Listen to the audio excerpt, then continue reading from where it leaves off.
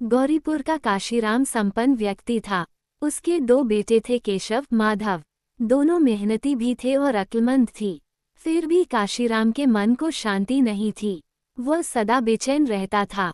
इसका कारण था उसकी पत्नी शांता का झगड़ालू स्वभाव।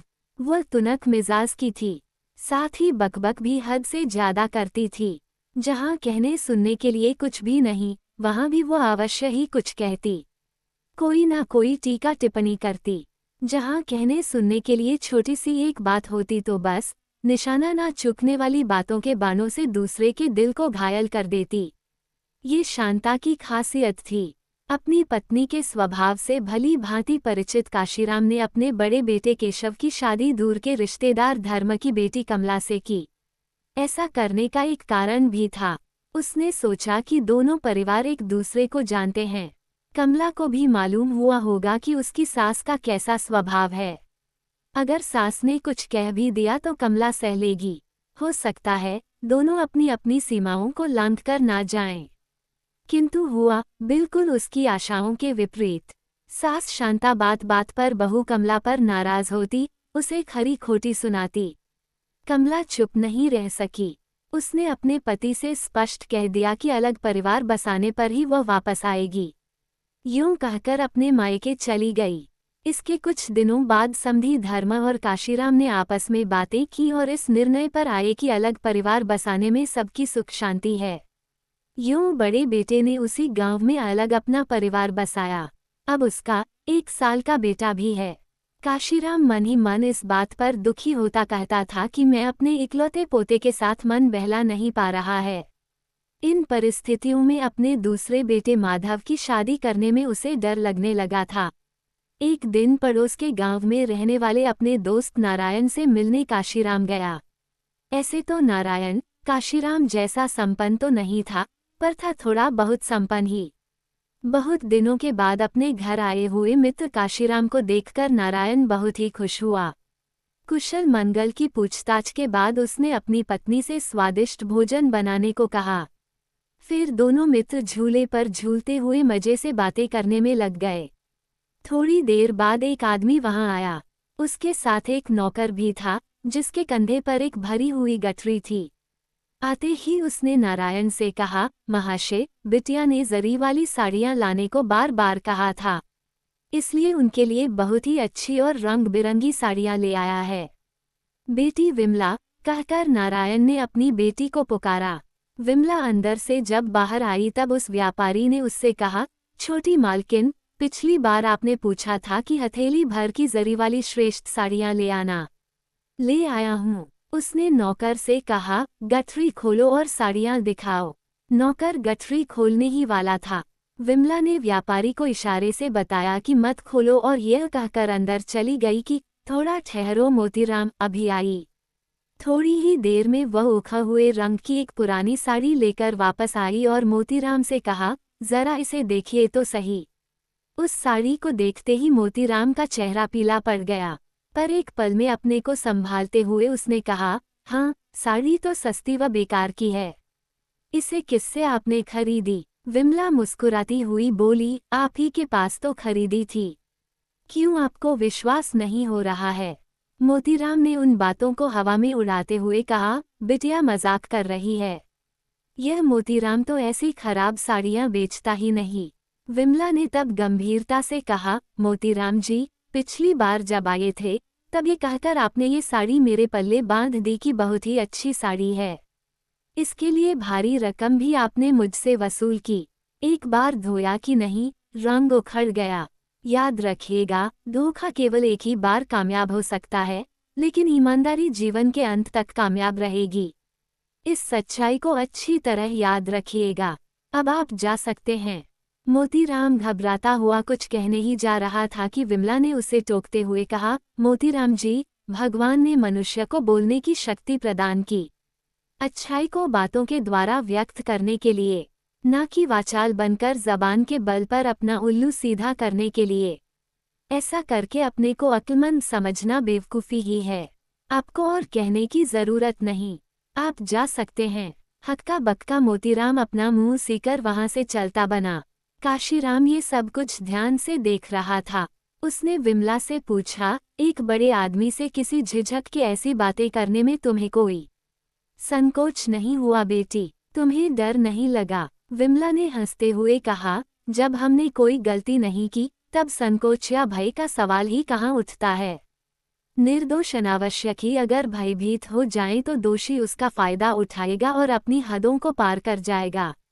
काशीराम उसकी बातों को सुनते हुए सोच में पड़ गया। वह शाम तक अपने दोस्त से बातें करता ही रहा, परंतु अपने ही आप सोचता ही रहा। लौटने के पहले एक निर्णय लेकर उसने अपने मित्र से कहा, नारायण, मैं तुमसे कुछ मांगना चाहता हूँ। चकित हो नारायण ने कहा, निसंकोच मांगो। संकोच क्यों? तुम कुछ मांगो और मैं ना दूं, ये तो सपने में भी नहीं हो सकता। मैं अच्छी तरह जानता हूँ कि तुम्हारी मांग कभी भी अनावश्यक या अर्थहीन नहीं होती। तुम्हारी मांग सहर्ष पूरी करूँगा। तुम्हारी बिटिया को अपनी बहू बनाना चाहता हूँ, काशीराम ने कहा। ये बात सुनते ही नारायण काशीराम के गले मिला और कहा, काशीराम, ये तो मेरे लिए वर है, इसे मांग का नाम क्यों दे रहे हो? तुम्हारी बहू बनने से बढ़कर मेरी बेटी के लिए और सौभाग्य क्या हो सकता है? ये तो मेरी बेटी का भाग्य है। काशीराम ने कहा, घर पहुंचते ही पूरी बात अपनी पत्नी और बेटे को बताऊंगा। फिर मुहूर्त निकालेंगे। अपनी पत्नी और बेटी से भी यह बात कह रखना। घर पहुंचते ही काशीराम ने अपने दूसरे बेटे माधव से पूरी बात बताई और कहा, बेटे, तुम्हारी भाभी थोड़ा बहुत कोमल स्वभाव की है, इसलिए तुम्हारी माँ का ही आधिक्य रहा। उन्होंने अपना अलग घर बसा लिया। तुम्हारी होने वाली पत्नी चुस्त है, अक्लमंद है। मुझे उम्मीद है कि वह तुम्हारी माँ को सुधारेगी। विमला के व्यवहार ने मेरी आशा नामक पौधे में पानी डाला है। मुझे आशा है कि उसकी वजह से तुम्हारे भैया और भाभी भी घर लौट सकते हैं। इसके बाद वधू को देखने के लिए जब सब नारायण के घर गए तब नारायण ने स्पष्ट कह दिया कि दहेज में वह क्या और कितना देना चाहता है। शांता भी उससे सहमत हुई, इसलिए शादी शीघ्र ही संपन्न हुई और विमला बहू बनकर उनके घर आई। बहू बनकर आने के कुछ ही दिनों में बिल्ली और चूहे पर भी अपना क्रोध दिखाने वाली अपनी सास को नक से शिख तक उसने जान लिया। गलती अपनी न होते हुए भी सास के व्यंग्य बाणों को विमला चुपचाप सहती रही। उसने अपनी जबान तक नहीं खोली, एक शब्द तक ना कहा, न ही उसने अपने व्यवहार में कोई परिवर्तन दिखाया। काशीराम को अपनी बहू के व्यवहार पर बड़ा आश्चर्य हुआ। उसने सोचा, नई नई आई है, पुरानी जब हो जाएगी तब दिखाएगी अपना रंग। उसने 1 साल तक इंतजार किया, किंतु दोनों के स्वभावों में कोई परिवर्तन नहीं आया। शांता व्यज्ञा बाण बरसाती ही रही, किंतु विमला ने अपनी सहनशक्ति कभी नहीं खोई।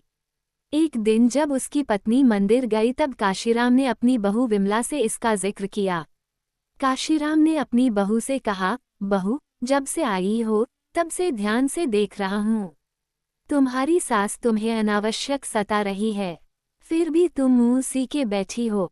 मुझे संदेह हो रहा है कि क्या तुम वही लड़की हो जिसने उस दिन कपड़ों के व्यापारी को खरा खोटा सुनाया, बिना संकोच और झिझक के बोली। अपने ससुर की बातों पर मुस्कुराते हुए विमला ने कहा, उस दिन कपड़ों के व्यापारी से निसंकोच मैं इसलिए बोली कि हम दोनों में कोई रिश्ता नहीं था।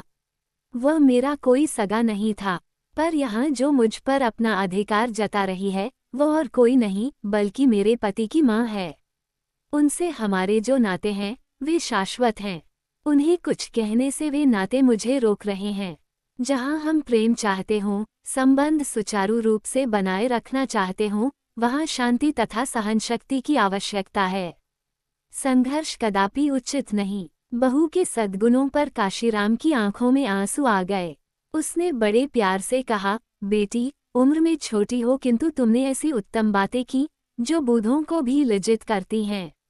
उनके लिए तुम्हारी बातें एक सबक है, पर मुझे अड़ा है कि तुम्हारी अच्छाई तुम्हारी सास की दृष्टि में तुम्हारी कायरता है।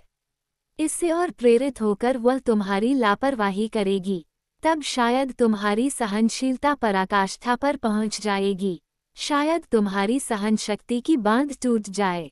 मेरी तो आशा भी कि तुम अपनी सासम को सबक सिखाओगी, उसकी बुद्धि को ठिकाने लगाओगी, पर अब समझ गया हूँ कि मूर्खता आसानी से दूसरों को दुख पहुंचा सकती है, किंतु विवेक नहीं। जो होना है होकर रहेगा। हम तो अपने भाग्य को ही कोस रहे हैं। ऐसी सुशील बहू के कष्टों को देखकर दिल दुखता है। चुप रहना पड़ता है। उससे कुछ और कहा नहीं गया। बाहर चला गया। जब वह बाहर जा रहा था तब मंदिर से लौटी शांता सामने आई, किंतु काशीराम ने उससे बात तक नहीं की, मानो वह उसका चेहरा देखना भी नहीं चाहता।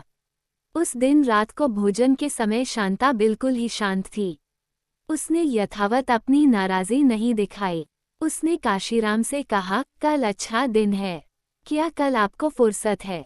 चिढ़ते हुए काशीराम ने पूछा, क्यों? शांता ने सिर झुकाते हुए कहा, हम दोनों कल अपने बड़े लड़के, बहू और पोते को घर ले आएंगे।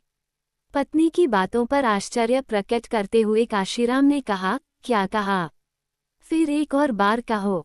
शांता गदगदाते स्वर में बोली, आज मंदिर में भजन का कार्यक्रम नहीं था, इसलिए जल्दी वापस आ गई। मैंने आप दोनों की बातें सुन ली। अब तक अपनी मूर्खता के कारण समझ नहीं पाई कि मैंने आप सबों के मनों को कितना दुखाया है, कितनी ठेस पहुंचाई है। मेरे प्रति आप लोगों के दिलों में कितना कड़वापन है। विमला ने ठीक ही कहा कि प्यार और बंधन चाहते हों तो आवश्यक है कि मनुष्य का व्यवहार आत्मीयता से भरा रहे। काशीराम ने कल्पना तक नहीं की कि उसकी पत्नी में यूं कायापलट हो जाएगा।